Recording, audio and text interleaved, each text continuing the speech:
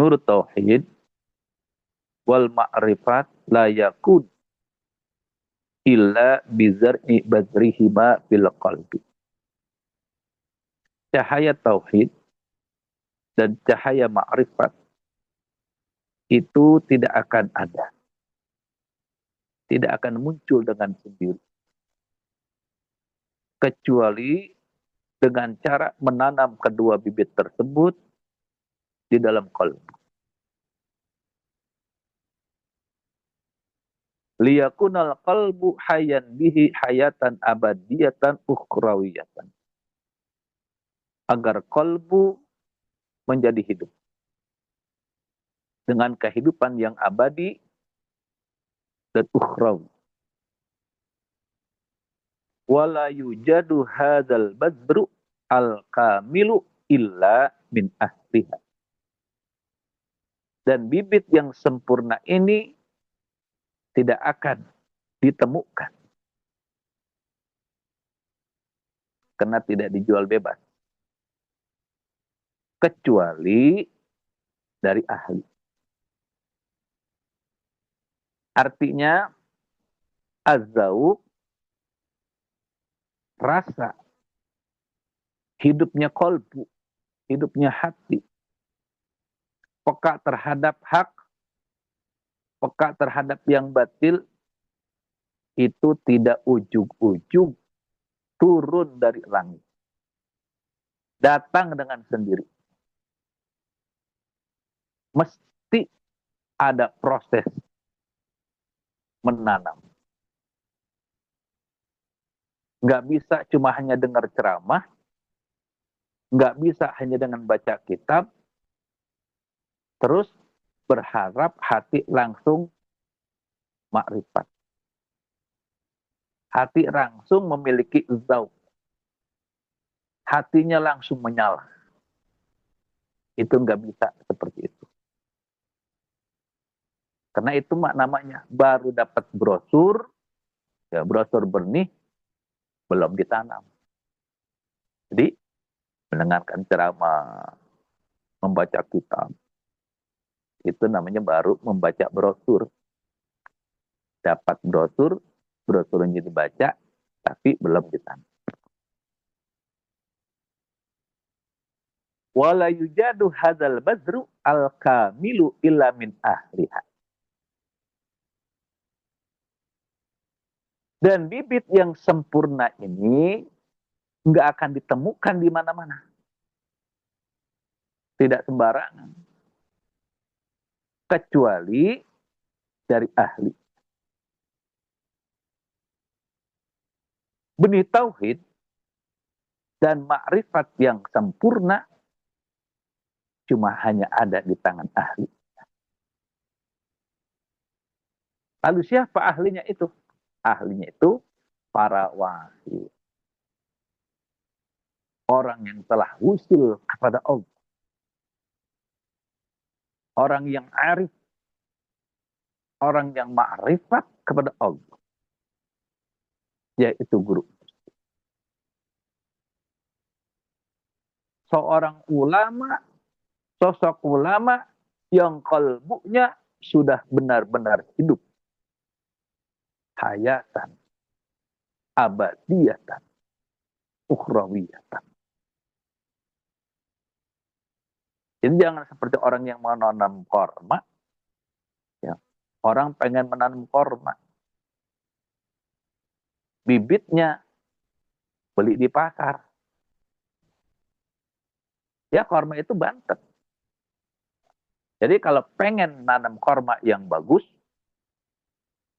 misalnya korma ajwa Madinah yang asli, ya mesti ngambil dari pohon korma ajwa, pohon induk di Madinah. Gak bisa diambil dari sembarangan. Jadi diambil dari lewat orang yang menjaga sanad. Jadi pohon korma ajwa aja ada sanadnya. Apalagi badr tauhid, badr ma'rifat, bibit tauhid, bibit ma'rifat. Jadinya seorang salik nggak bisa sendirian. Kalau pengen berjalan di jalannya Allah, ihdinas siratal mustaqim, tidak bisa. Butuh guru. Kenapa? Karena nggak punya bibit unggul, nggak punya bibit yang asli. Ya. Kalau kita sih sebagai murid cuma hanya punya tanah, punya kolbu saja. Sedangkan bibit tauhid, bibit nur makrifat itu mesti betul-betul diambil dari ahli yang diwariskan oleh Rasulullah Sallallahu Alaihi Wasallam kepada sahabat. Sahabat mewariskan kepada tabi'in yang akhirnya sampailah kepada mursyid hari ini. Jadi standarnya nyambung. Jadi kalau tidak lewat ahlinya, yang kita tanam, ya itu namanya bibit oplosan. Bibit oplosan. Ngedenger zikir la ilaha illallah dari mulut orang-orang, diikuti. Membaca zikir, keutamaan-keutamaan zikir dari la ilaha illallah di dalam kita, diikuti. Tidak dari ahlinya. Itu mah namanya bibit oplosan. Tumbuh, tapi buahnya kurang manfaat. Enggak jadi zauk, tapi jadinya ujub. Itu banyak orang yang mengamalkan zikir, bukan berbuah zauk, tapi berbuah ujub. Jadi kesimpulannya, ya, kalau ingin memiliki zauk, hati yang hidup, cari bibitnya dari ahlinya. Setelah dapat bibitnya, nah, tahu, lalu ditanam. Lalu sudah ditanam, siramin. Jangan buru-buru panen. Dikatakan qala Al-Junaid Al-Baghdadi. Beliau mengatakan azauku awalu darajati tauhid tahqiq. Ya. Jadi Syekh Junaid Al-Baghdadi mengatakan azauku awalu darajati tahqiq. Zauk adalah derajat pertama tahqiq. Satu pembuktian. Faman zaqo arafa. Maka barang siapa yang sudah ngerasain, maka dia akan kenal.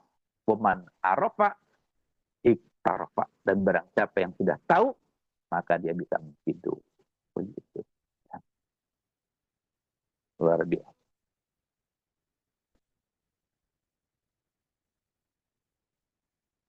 Jadi tanda-tanda zauk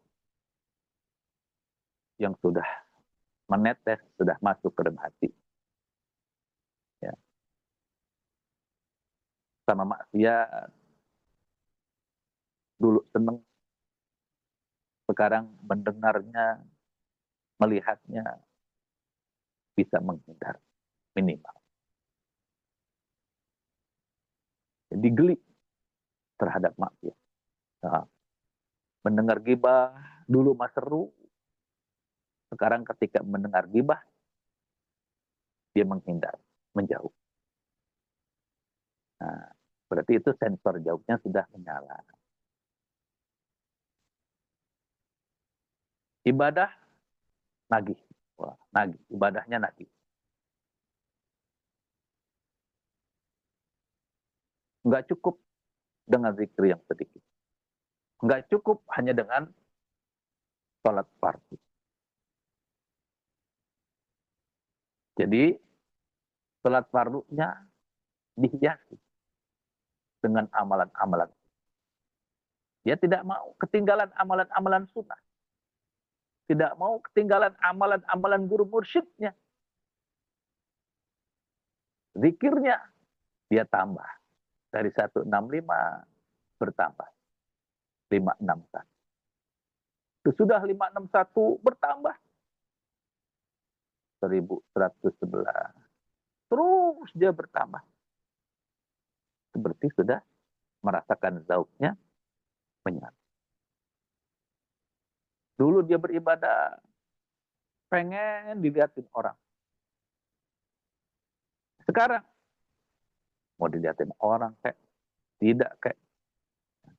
Terus dia beribadah.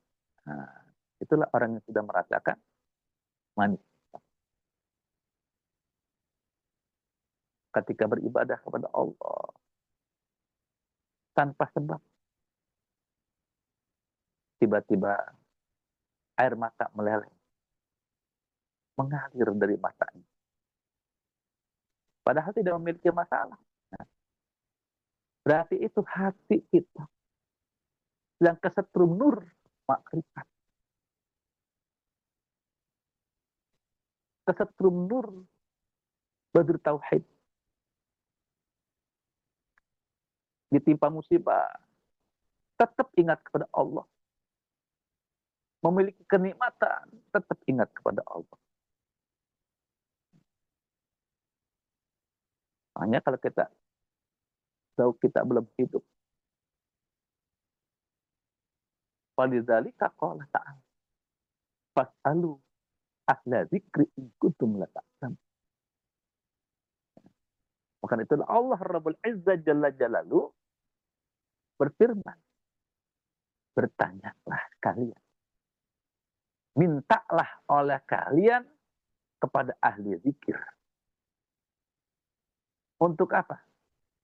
Untuk menghidupkan qalbu. Untuk menghidupkan zauk. Itu. Jadi diperintahkan oleh Allah. Bertanyalah kalian kepada ahli zikir jika kalian tidak mengetahui. Mintalah kalian kepada ahli zikir jika kalian qalbunya masih belum memiliki zauk. Karena bibit nur tauhid dan nur ma'rifat nggak bisa ngarang sendiri. Zauk nggak bisa didapatkan dari Syekh Google, kagak bisa. Nah, hati yang mati nggak bisa ngidupin dirinya sendiri, nggak bakal bisa. Makanya pas ahla zikir. Mintalah kepada ahli zikir. Mintalah kepada ulama. Ahli zikir. Orang yang hatinya hidup dengan zikir, sudah mencapai zauk, sudah ma'rifat kepada Allah, sudah irtarah.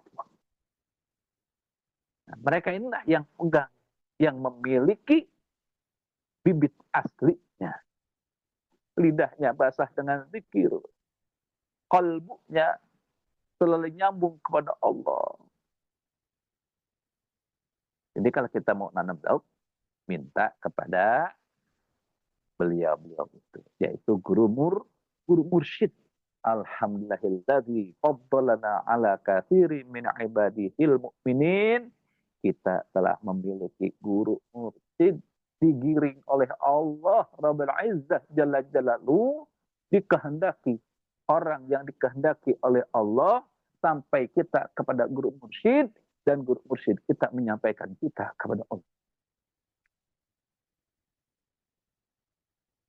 Alhamdulillah. Allah mengetahui kita ini jahil.